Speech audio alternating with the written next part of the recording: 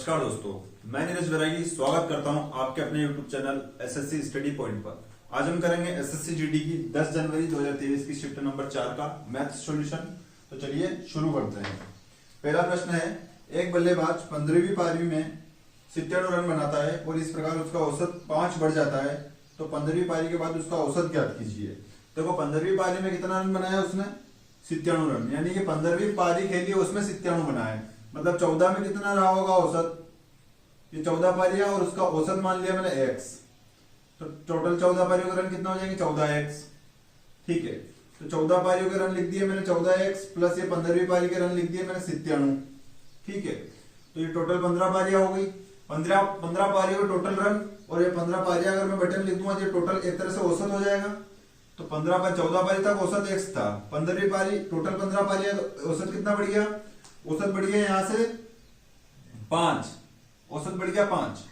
अब इसको सोल्व करेंगे, 15 उधर जाएगा तो 15x प्लस 75 हो जाएगा, क्योंकि 15 गुना x में होगा और 15 गुना 5 में होगा। ये 14x प्लस 97 ऐसा कैसे ही? ठीक है, 14x उधर गया, सो ये 15x होगा यहाँ पे। तो ये 15x था, यहां से 14x माइनस हो गया और ये 75 इधर आके 97 में से माइनस हो गया। ठीक है, ये बच गया 22 और ये बराबर x हो गया।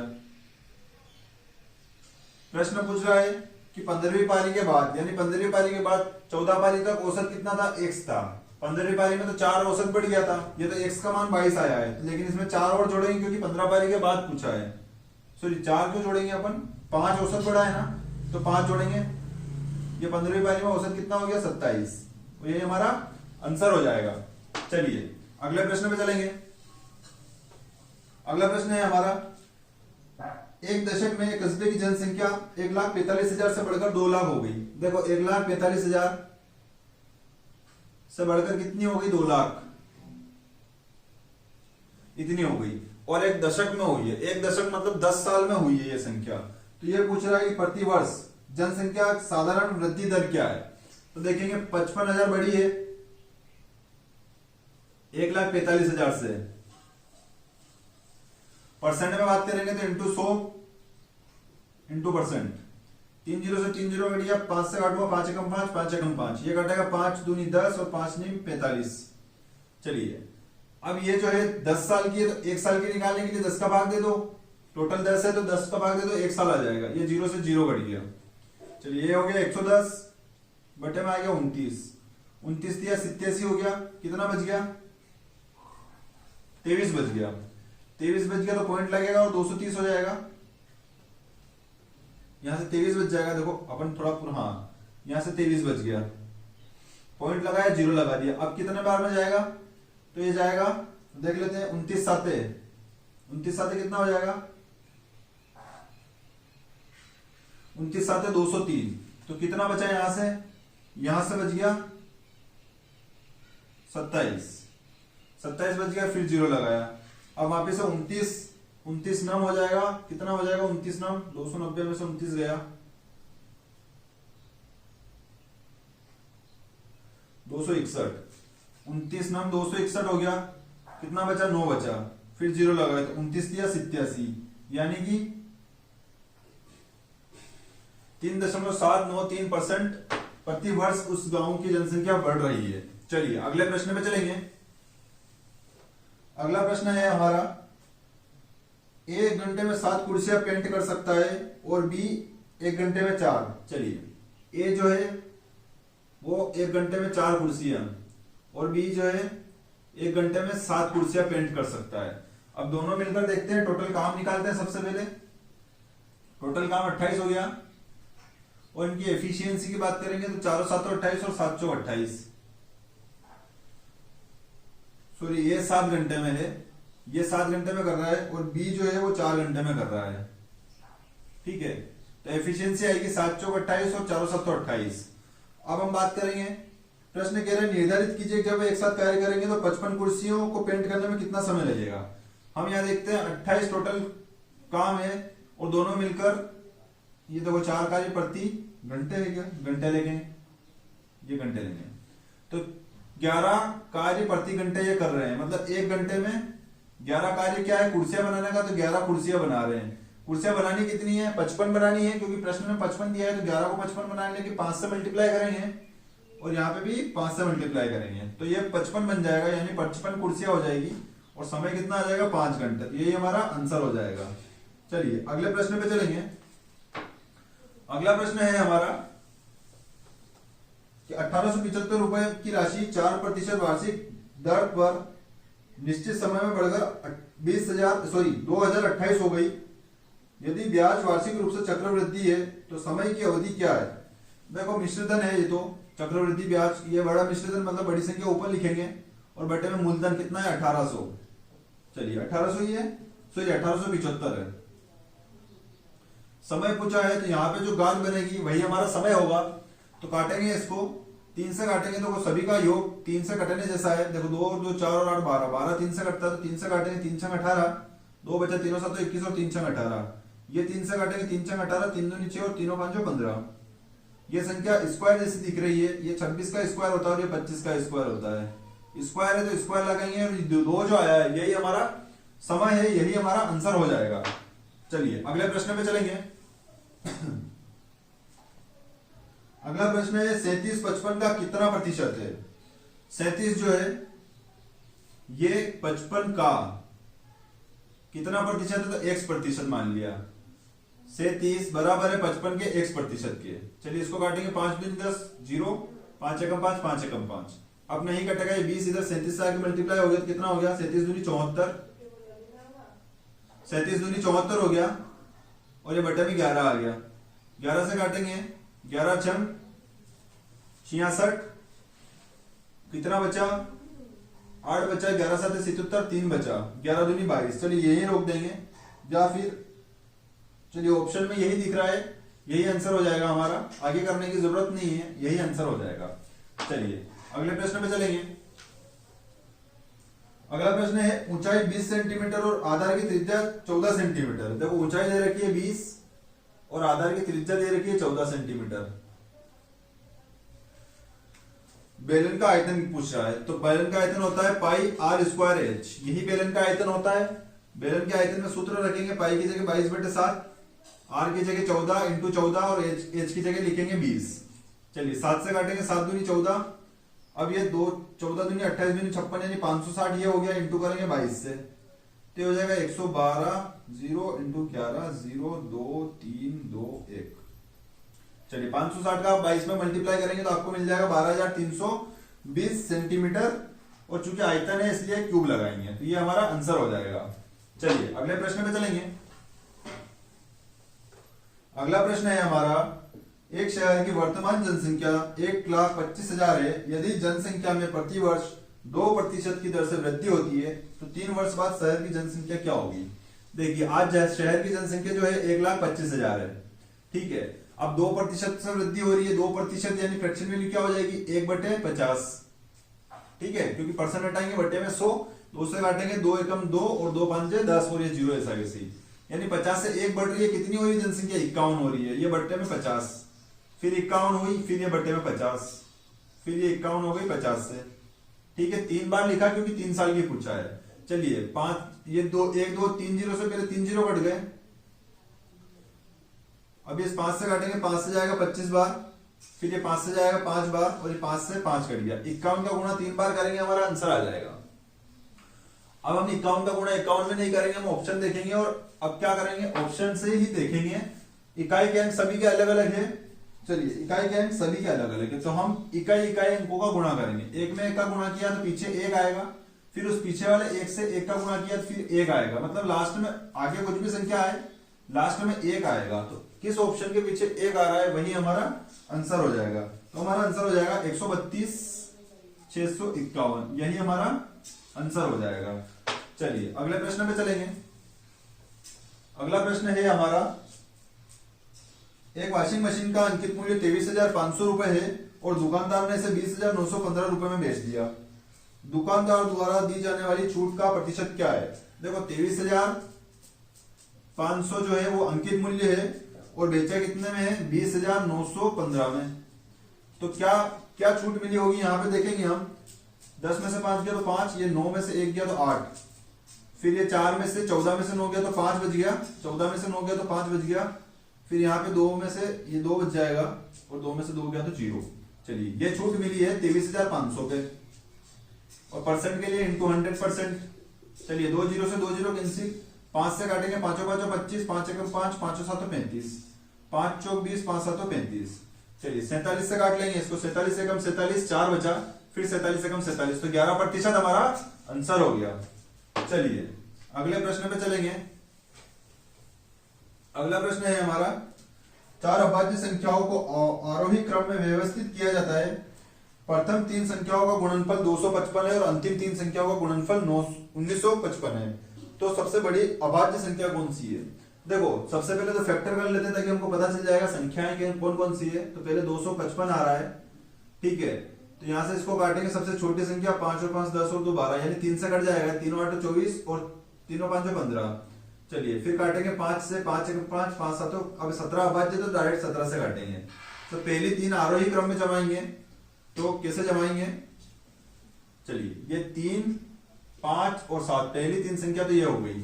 अब वापिस से एक कंडीशन और कौन सी है, 1955 वाली, कि अंतिम 3 संख्या क्या है, अंतिम 3 संख्याओं का गुणनफल 1955 है। फिर फैक्टर करेंगे, 9 और 10 10 20, ये नहीं जाएगा। चलो 5 से काटते हैं, पहले देखते हैं, 5 दिया 15, 4 बचा, 5 नहीं 45 और 5 एकम 5।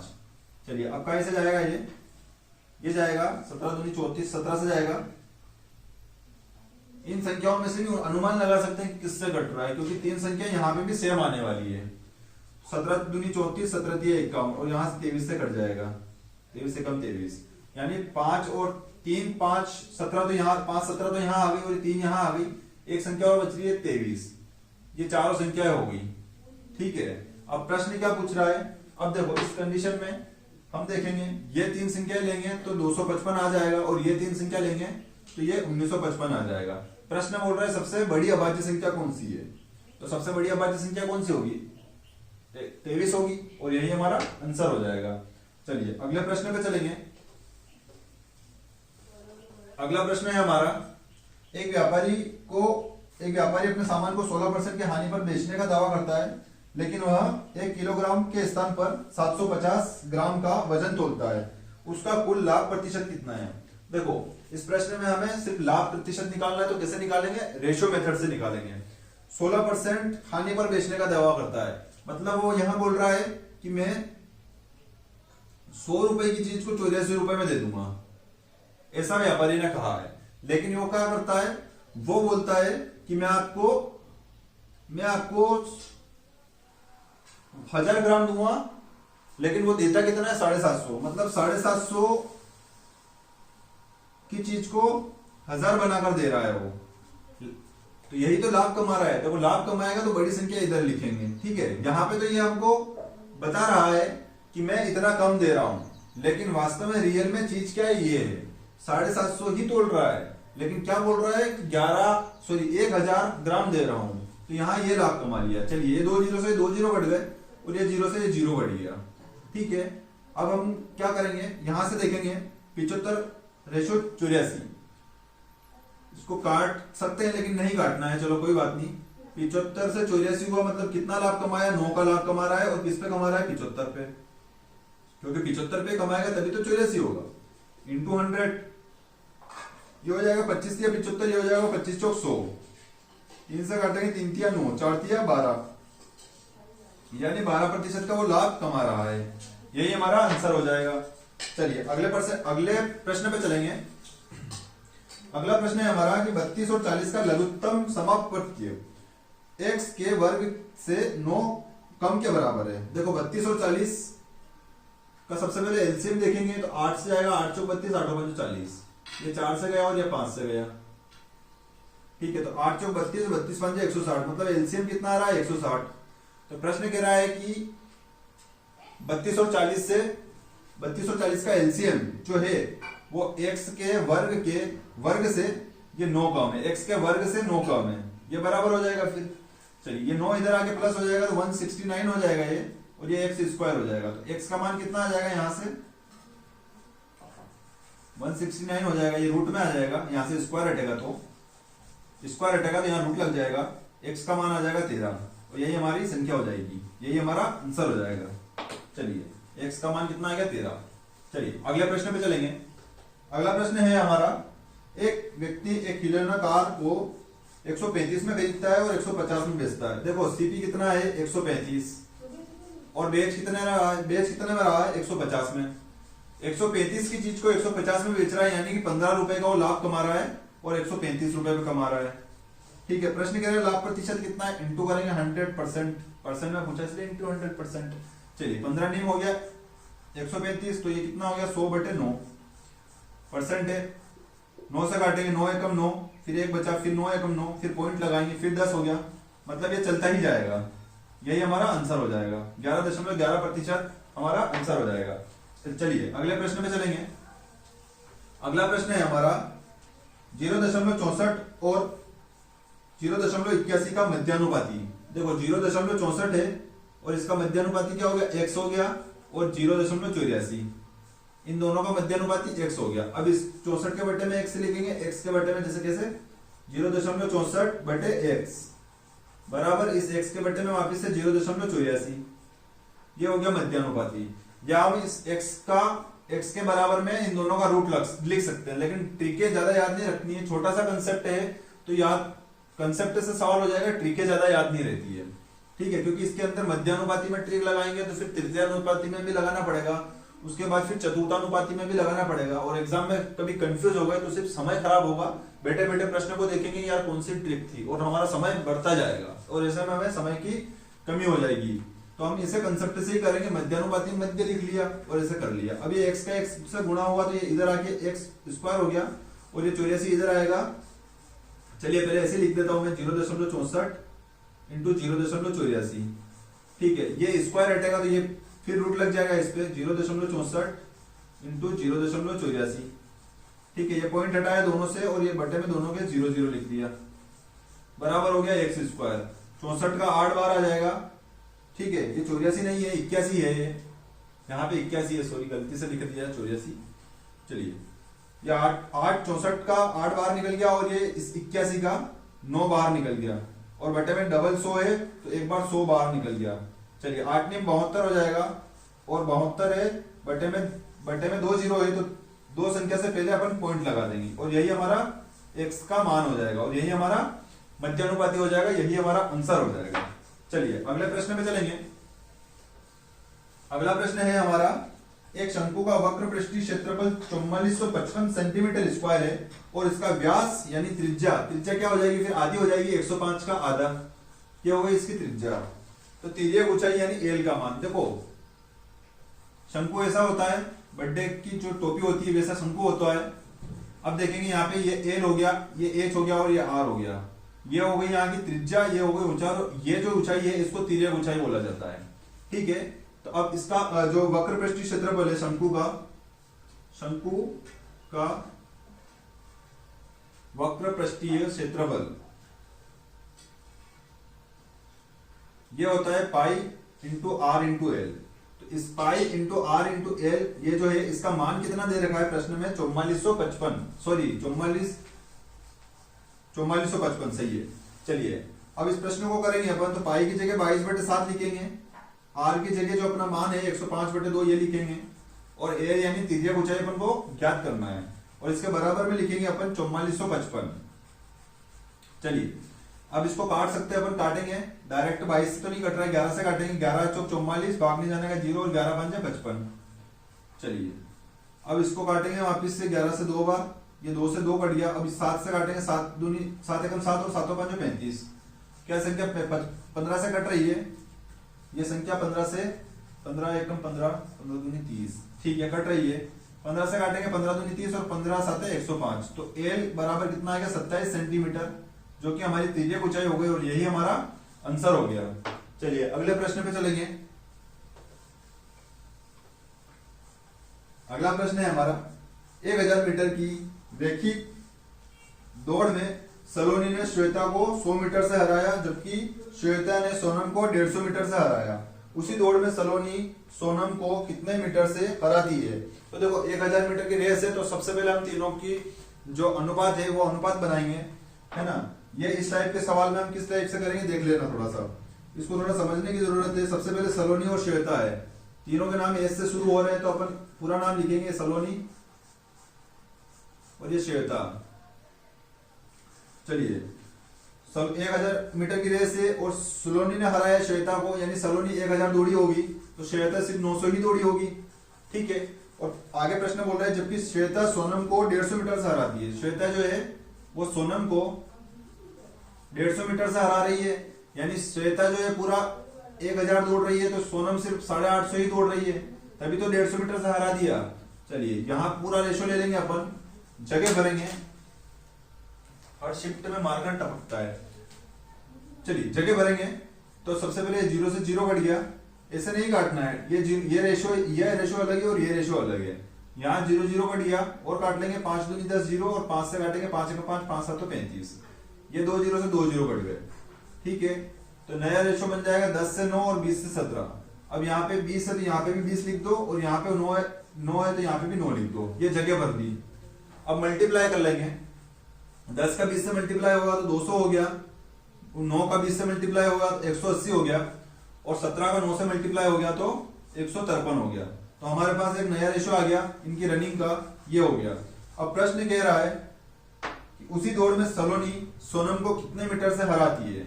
तो देखो ये जो सलोनी है ये सोनम को कितने मीटर से हरा रही है, 47 मीटर से हरा रही है। 200 की दौड़ रही है और 153 ये दौड़ रही है, यानी 47 से हरा रही है। 200 टोटल में से जितना दौड़ी है वहीं से तो हारी है, लेकिन रेस कितने की थी, 1000 मीटर की थी, तो हमें 1000 से मल्टीप्लाई करना पड़ेगा। चलिए 200 से काटूंगा, 200 पांचे 1000 और 47 पांचे कितना हो जाएगा, 235। तो 235 मीटर हमारा आंसर हो जाएगा। चलिए अगले प्रश्न पे चलेंगे। अगला प्रश्न है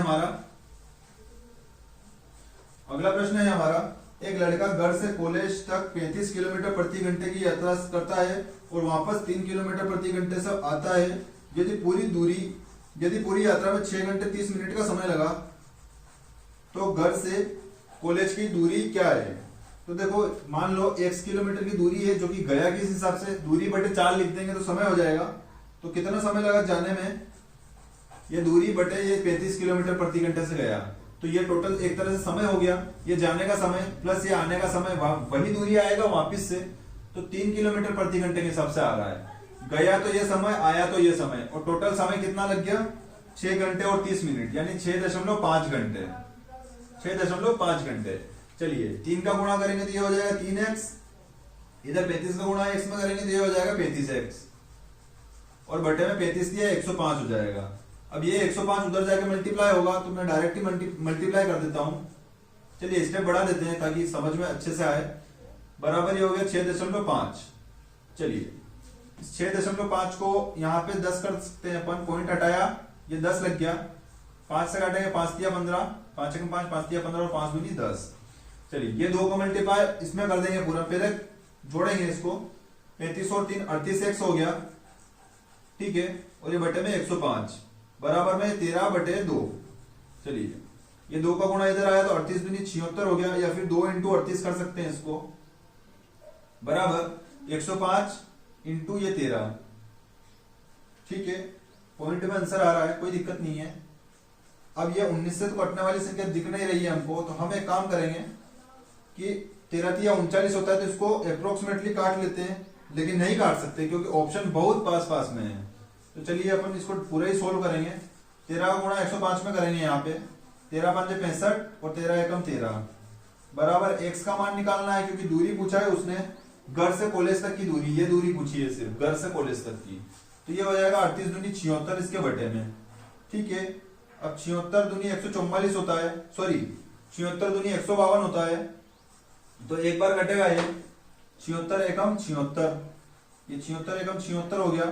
कितना बचा, 136 में से 76 गया तो 13 में से 7 गया तो 6 बचा और 0, 60 बचा, ये 5 ऊपर उतार लिया, कितना बचा 60 बचा, तो ये टोटल 605 हो गया। चलिए 76 से वापस से काटेंगे इसको, 76 से काटेंगे अपन 742 मतलब 7 490 मतलब 500 के आसपास हो रहा है, तो इसको 7 बार काटेंगे, 7 6 42 80 के साथ 7 7 49 553 सॉरी 532, तो 605 में से कितनी बार गया है 76 7, 76 सात कितना हो गया 532, तो 605 में से 532 जाएगा, ये 3 बचा, ये 7 बचा, ठीक है। 76 बचा है, ये पॉइंट लगाएंगे और ये कितना हो जाएगा 730 हो जाएगा। फिर 76 से 9 बार करेंगे, 9 बार जाएगा और फिर 6 बार जाएगा। आप इसको कर सकते हैं और यही हमारा दूरी हो जाएगी घर से कॉलेज की, और यही हमारा आंसर हो जाएगा। चलिए अगले प्रश्न पे चलेंगे। अगला प्रश्न है हमारा, अमन, राम और कपिल एक कार्य को 68, 51 और 17 दिन में कर सकते हैं। देखो अमन है और राम है और कपिल है, एक कार्य को 68, 51, 17, ये 68 दिन में कर सकता है, ये 51 दिन में कर सकता है और ये 17 दिन में कर सकता है। अब इनका पहले एलसीएम लेके टोटल काम देख लेते हैं कि टोटल वर्क है कितना।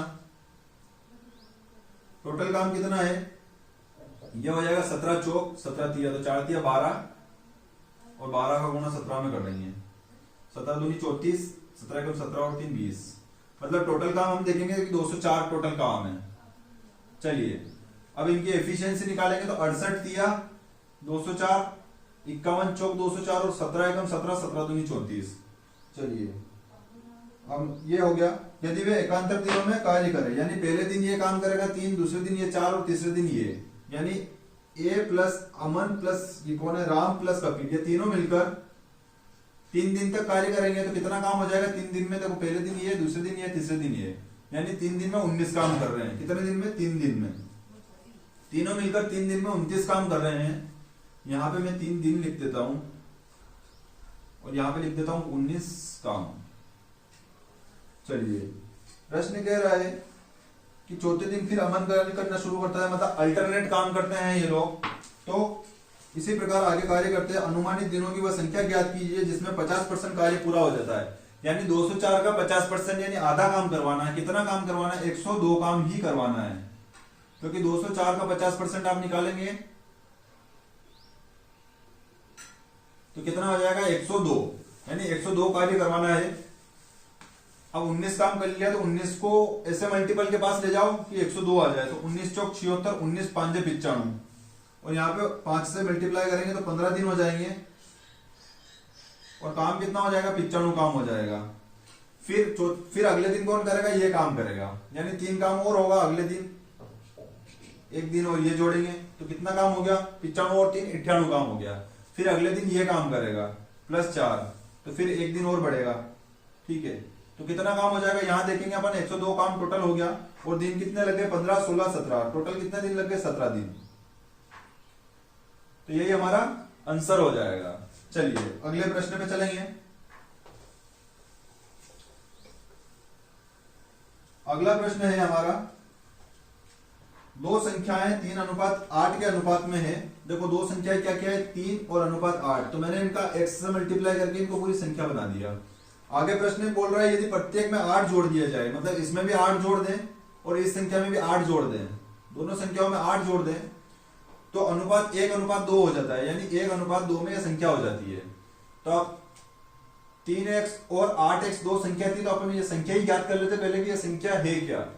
2 से मल्टीप्लाई करेंगे तो 2 तिया 6x प्लस 8 दूनी 16 बराबर ये 8 का x का प्लस 8 का गुणा इस एक में होगा, तो ये 8x प्लस 8 हो जाएगा।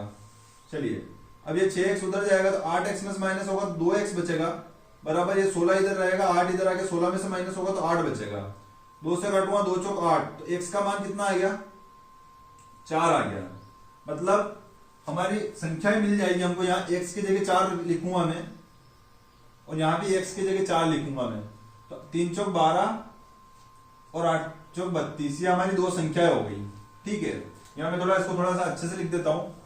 12 और 32 जो हमारी संख्या है, ये हमारी दो जो संख्या है, ये प्रश्न कह रहा है यदि प्रत्येक संख्या में से 4 घटा दिया जाए तो अनुपात क्या होगा।